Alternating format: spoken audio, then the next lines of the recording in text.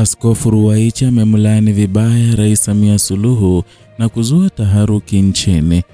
Ujambo na karibu kwa taarifa zetu za Kenyascope, na ikiwa wewe ni mgeni hapa, tafadhali kumbuka kusubscribe.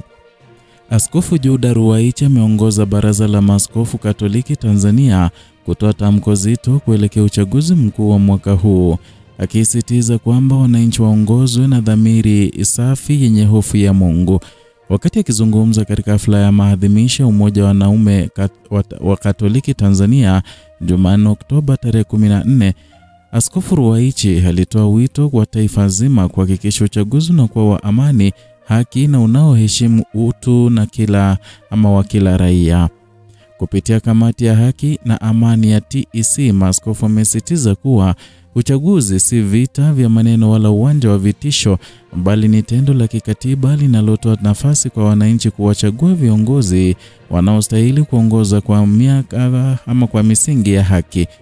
Baraza hilo limekemea vikali matukio ya utekaji na kupotea kwa watu, likisema hali hiyo inatishia utulivu wa taifa na kudhoofisha amani na imani ya wananchi kwa vyombo vya usalama.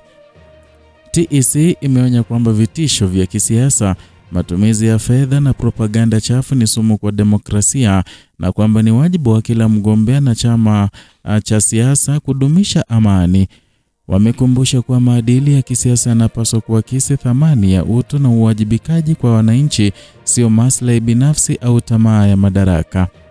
Na katika wito huo, Baraza la Maaskofu limewahimiza Watanzania kukumbuka maadili ya baba wa taifa, Mwalimu Julius Nyerere, ambaye aliamini kuwa siasa safi ni huduma kwa watu, sio njia ya kugawanya taifa.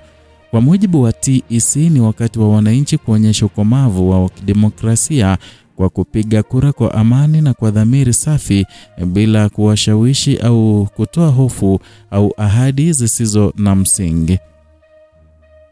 Askofu Ruwaichi amesisitiza kwamba kura ni sauti ya dhamiri na kila raia ana wajibu wa kuitumia kwa hekima ili kujenga mustakabali bora wa taifa.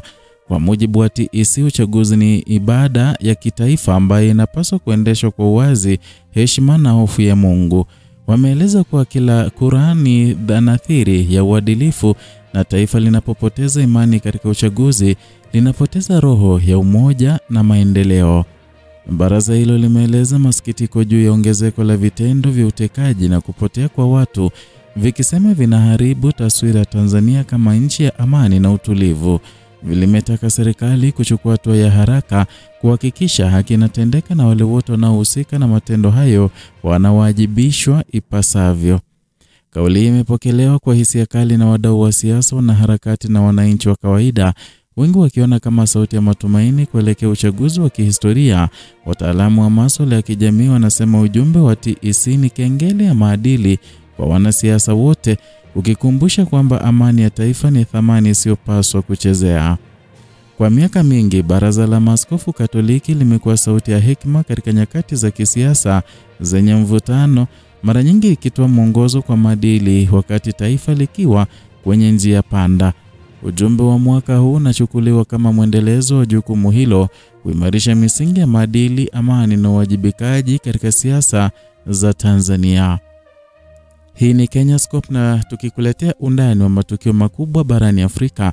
Endelea kufuatilia kwa taarifa zaidi kuhusu siasa, dini na mustakabali wa demokrasia katika ukanda wa Afrika Mashariki.